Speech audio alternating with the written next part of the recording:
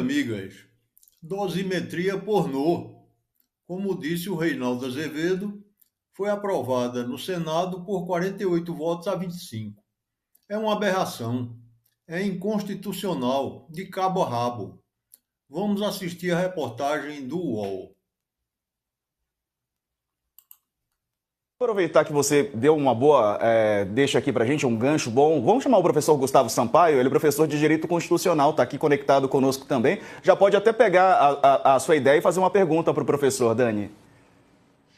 Pronto, professor, dá para dizer que há casuísmo aí, em especial porque, do jeito que a Câmara tinha feito, era horroroso, né, para o impacto no direito. O senhor estava aqui no dia que a gente foi fazendo uma análise a quente, já apontando os problemas, acho que o senhor se recorda, mas atingir ali um grupo maior de, digamos, condenados, né? De novo, um projeto patrocinado pela direita, que sempre falou que, na verdade, tinha que acabar com a saidinha, tinha que acabar com a visita, tinha que acabar com uma série de coisas, e agora está trabalhando para elasticizar, né, os direitos, inclusive de progressão de regime. Dito isso, do jeito que a Câmara fez era horroroso, mas tinha um espectro mais amplo. Agora está meio claro que é casuísmo, né, que estão agindo em interesse de um grupo, em favor do interesse de um grupo político. Pleno casuísmo e equivocado em todo sentido. Boa noite, Dani, boa noite, Diego, boa noite, professor Marco Antônio. Casuísmo e processualmente equivocado. Dani, isso pode gerar uma ação direta de inconstitucionalidade. Eu até achei graça no discurso do senador Esperidião Amin pelo esforço que ele estava fazendo. Ele é um excelente orador, um homem loquaz, é um homem preparado, então ele fazia um esforço imenso para justificar que a emenda era de redação. Mas veja, Dani, eu posso chamar um elefante de cabrito, mas não por isso o elefante se torna um cabrito, compreende? Então ele quer chamar a emenda de redação, ele faça isso quando de fato se trata de correção textual. As emendas de redação são emendas que se destinam a corrigir meros equívocos que não interferem em absoluto no mérito. Eu vou até avançar. Colocar uma crase numa redação pode ser uma mera emenda de redação, pode não ser. Porque se a crase mudar o sentido da oração, não é mais uma emenda de redação, uma emenda de mérito, entende? E aqui no caso não há mais remota dúvida.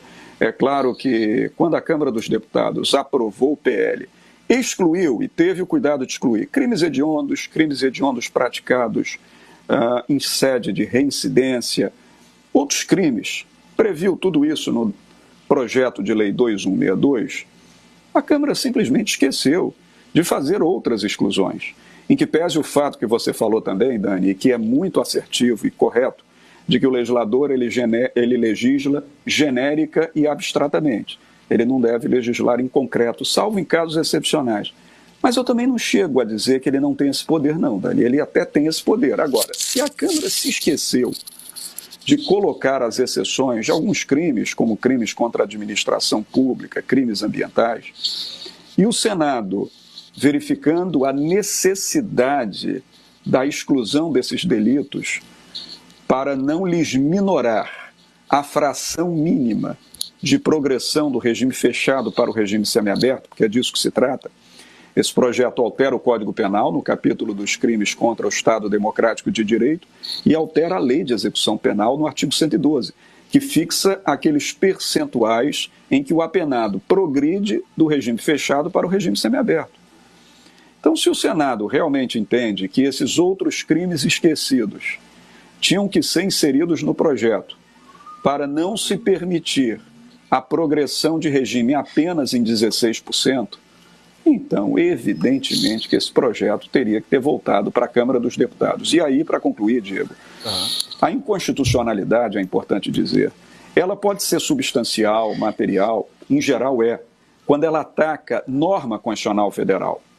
Digamos que um texto de lei viole o princípio da dignidade da pessoa humana. Ele é inconstitucional materialmente.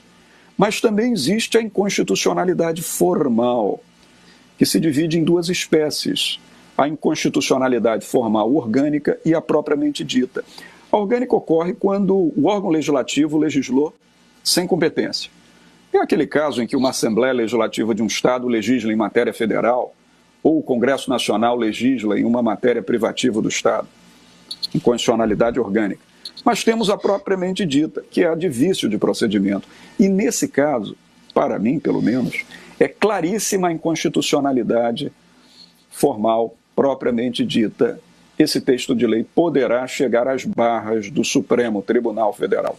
Depois o Supremo decreta a inconstitucionalidade, aí vão culpar o Supremo Tribunal Federal de ser ativista. Não pode ser assim, né? Legisle direito que isso não acontecerá. Pois é, o professor... No Estado de Direito, a pena não é definida pelo Parlamento, tampouco por maiorias circunstanciais. Ela é fixada pelo Judiciário, à luz da Constituição. Esse é um ponto elementar, mas que parece ter sido ignorado no debate recente.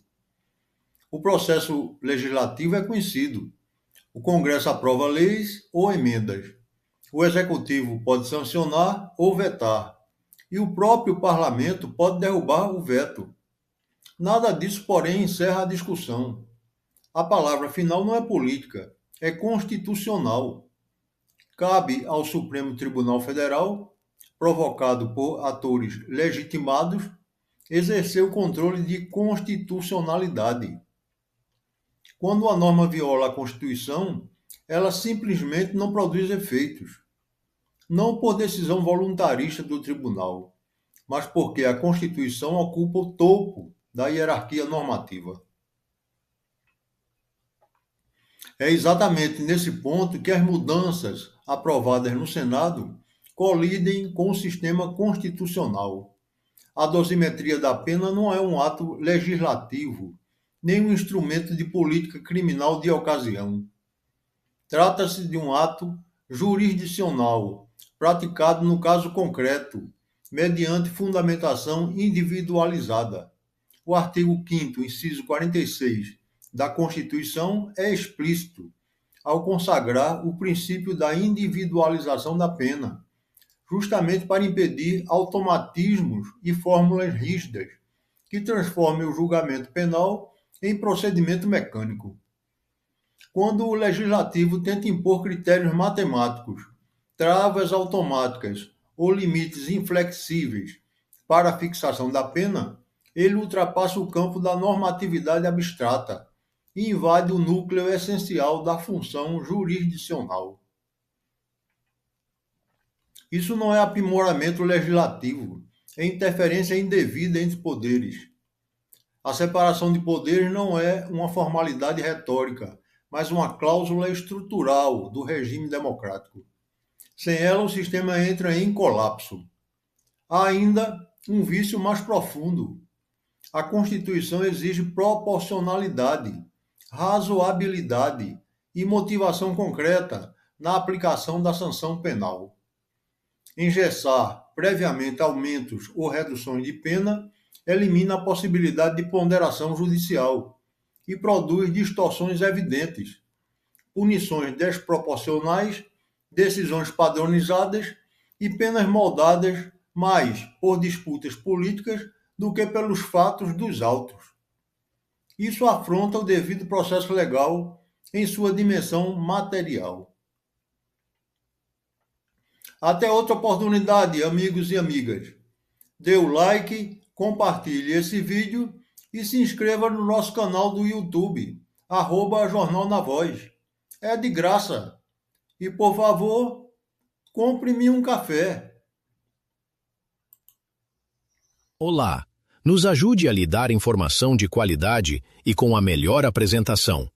Se você gosta do nosso trabalho, faça um pequeno Pix para a chave que está no quadro e nos apoie para continuarmos. Obrigado.